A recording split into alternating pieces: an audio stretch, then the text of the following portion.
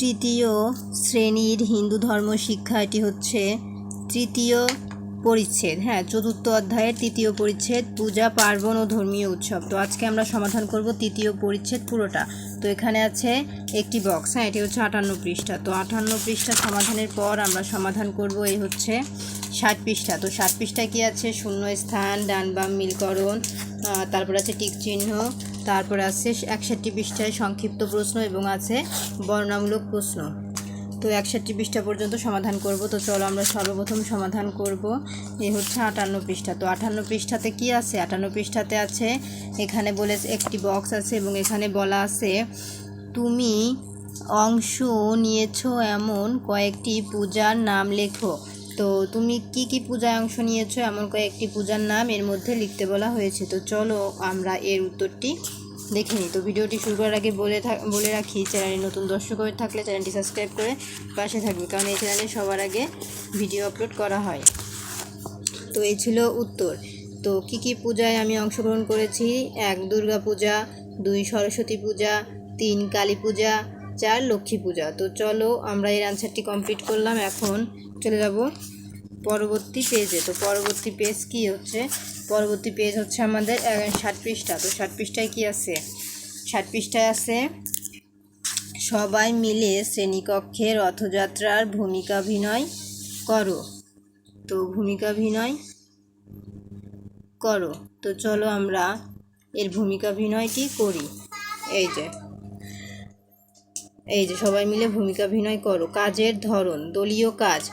কাজের উদ্দেশ্য, সবাই মিলে শ্রেণীকক্ষে রথযাত্রার ভূমিকাভিনয়ের মাধ্যমে এর শিক্ষা ও তাৎপর্য তুলে ধরা। কাজের সমাধান, হিন্দুদের ধর্মানুষ্ঠানগুলোর মধ্যে অন্যতম হল রথযাত্রা। বর্তমানে এটি সর্বজনীন উৎসব হিসেবে রূপলাভ করেছে।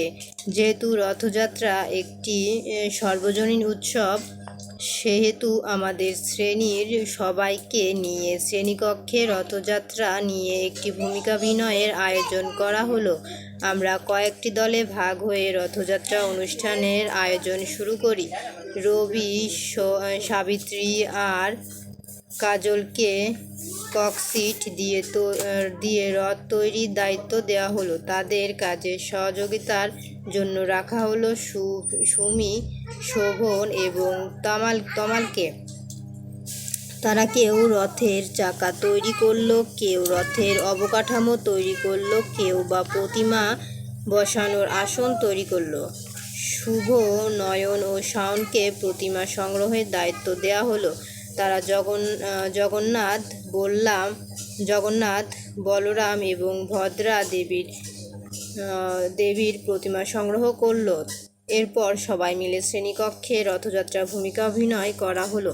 তো এই ছিল হচ্ছে আমাদের এই প্রশ্নটির সমাধান। এখন আমরা চলে যাব ক নাম্বার শূন্যস্থানে। তো শূন্যস্থানে কি আছে? শূন্যস্থানে আছে দেব দেবীর পূজা করলেই ড্যাশ করা হয়। তাহলে কি হবে? ড্যাশ করা কি হয়? ঈশ্বরেরই পূজা করা হয়। এখানে হবে ঈশ্বরেরই। রস্যই তালবস্যই বয় রয়কার রে র ঈশ্বরের রস্যই ঈশ্বরেরই পূজা করা হয়। 2 নাম্বার, আনন্দের মধ্য দিয়ে বিভিন্ন ড্যাশ পালিত হয়, বিভিন্ন পার্বণ। পয়াকার বয়রেব মধ্যে পার্বণ পালিত হয়। 3 নাম্বার, সকলের ড্যাশ উৎসবের সর্বজনীন হয়ে ওঠে। কি হবে? অংশগ্রহণে। এর মধ্যে ধরবে না, আমি এখানে লিখি অংশগ্রহণে। স্বর অনুসার তালবস্য অংশ গৈরফলা হ মধ্যে নয়কানে অংশগ্রহণে। তারপরে 4 নাম্বার আছে সকলে মিলে যখন যখন পূজা করা হয়। তো হাতের লেখা না বুঝলে আমি অ্যান্সারটি দেখিয়ে দিচ্ছি। ঈশ্বরেরই পার্বণ, অংশগ্রহণের এসব। তারপর যখন এখানে এসব হবে, আমি লিখিনি এসব, এসব। ঠিক আছে? তো তোমরা স্ক্রিনশট দিয়ে নাও, না পারলে এখানে দেখিয়ে দিয়েছি ওটা। তারপর আছে খ নাম্বারে বাম পাশের সাথে ডান পাশের বাক্যাংশের মিল করো। তো চলো আমরা এর উত্তরটি এখন দেখব। তো এখানে 1 নাম্বারে আছে পূজা করলে সন্তুষ্ট হয় দেবতারা। একটি পার্বণের নাম পৌষ পার্বণ। পূজায় ব্যবহৃত হয় বাদ্যযন্ত্র। পূজার শেষে দেবতাকে প্রণাম করতে হয়। এই হচ্ছে আমাদের ডান বাম মিলকরণ। তো এখন চলে যাব আমরা গ নম্বরে আছে সঠিক উত্তরের পাশে টিক চিহ্ন দিই। তো একে আছে পূজা শব্দের অর্থ। ক প্রশংসা করা, খ আনন্দ উৎসব করা, গ গান বাজনা করা, ঘ নৃত্য করা। তাহলে সঠিক উত্তর হবে প্রশংসা করা। খ নাম্বার উৎসব বলতে বোঝায় পুতুল খেলা, খ আনন্দপূর্ণ অনুষ্ঠান, গ বই পড়া, ঘ বিদ্যালয়ে যাওয়া। তাহলে সঠিক উত্তর হবে আনন্দপূর্ণ অনুষ্ঠান। 3 নাম্বার আমাদের প্রধান পূজাগুলোর একটি হচ্ছে নীল পূজা, খ দুর্গা পূজা, গ কার্তিক পূজা, ঘ গণেশ পূজা। তাহলে সঠিক উত্তর হবে খ দুর্গা পূজা। তো এখন আমরা চলে যাব 61 পৃষ্ঠার 4 নাম্বার টিক চিহ্নে। তো 4 নাম্বার আছে দেবদেবীরা সন্তুষ্ট হলে কে সন্তুষ্ট হন, ক আত্মীয় স্বজন, খ প্রতিবেশী, গ বন্ধু বান্ধব, ঘ ঈশ্বর। তাহলে সঠিক উত্তর কি হবে, ঘ ঈশ্বর। এখন ঘ নাম্বার আছে নিচের প্রশ্নগুলোর সংক্ষেপ উত্তর দাও 1 থেকে 4টি।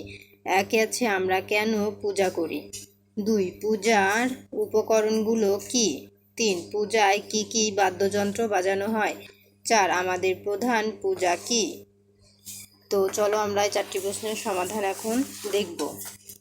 উত্তর আমরা কেন পূজা করি। উত্তর আমরা দেবদেবীর কৃপা লাভের জন্য পূজা করি। 2 পূজার উপকরণগুলো কি। উত্তর নানা উপকরণ দিয়ে দেবদেবীর পূজা করা হয়। পূজার উপকরণগুলো হলো ফুল, ফল, দুব্বা, তুলসী পাতা, বেলপাতা, জল, চন্দন, আতপ চাল, ধূপ, দীপ ইত্যাদি। 3 নাম্বার পূজায় কি কি বাদ্যযন্ত্র বাজানো হয়। উত্তর পূজায় ঢাক, ঢোল, ঘণ্টা, করতাল, কাঁসি, শঙ্খ ইত্যাদি বাদ্যযন্ত্র বাজানো হয়। 4 আমাদের প্রধান পূজা কি কি। উত্তর হিন্দু ধর্মে প্রায় সারা বছর নানা পুজোর আয়োজন করা হয়। এর মধ্যে আমাদের প্রধান পূজাগুলো হচ্ছে দুর্গা পূজা, সরস্বতী পূজা ও লক্ষ্মী পূজা। তো এই ছিল হচ্ছে আমাদের 1 থেকে 4টি প্রশ্নের সমাধান। এখন নম্বরে আছে নিচের প্রশ্নগুলোর উত্তর দাও। তো এগুলো হচ্ছে একটু বর্ণনামূলক প্রশ্ন, এগুলোর নাম্বারও বেশি। 1 থেকে 2টি। একে আছে পার্বণ বলতে কি বোঝো, আমাদের পার্বণগুলোর নাম লেখো। 2 পূজা পার্বণের অঙ্গগুলোর বর্ণনা করো। তো চলো আমরা অ্যান্সারগুলো এখন দেখব। 1 নাম্বার পার্বণ বলতে কি বোঝো, আমাদের পার্বণগুলোর নাম লেখো। উত্তর পার্বণ শব্দের অর্থ পর্ব বা উৎসব। বিভিন্ন দেবদেবীর পূজায় বিভিন্ন ধরনের উৎসবের আয়োজন করা হয়, যে উৎসবগুলো পূজাকে আনন্দময় করে তোলে তাকে পার্বণ বলে। আমাদের পালিত পার্বণগুলোর মধ্যে নববর্ষ, পৌষ সংক্রান্তি, চৈত্র সংক্রান্তি, নবান্ন, দোলযাত্রা, বিজয় দশমী প্রভৃতি উল্লেখযোগ্য। 2 পূজা পার্বণের অঙ্গগুলো বর্ণনা করো। উত্তর পূজা পার্বণের অঙ্গগুলো হলো দেবদেবীর প্রতিমা নির্মাণ, মন্দির বা ঘর সাজানো, বিভিন্ন ধরনের বাদ্যর আয়োজন করা, সকলের সাথে ভাব বিনিময় করা, নানা ধরনের খাওয়া দাওয়া করা, বিভিন্ন আনন্দমূলক অনুষ্ঠানের আয়োজন করা, পরিষ্কার পরিচ্ছন্ন পোশাক পরিধান করা। তো এই ছিল হচ্ছে আমাদের 2টি প্রশ্নের সমাধান। তো পরবর্তীতে 3য় পরিচ্ছেদের ভিডিও দেখার জন্য অবশ্যই সাবস্ক্রাইব মাই চ্যানেল।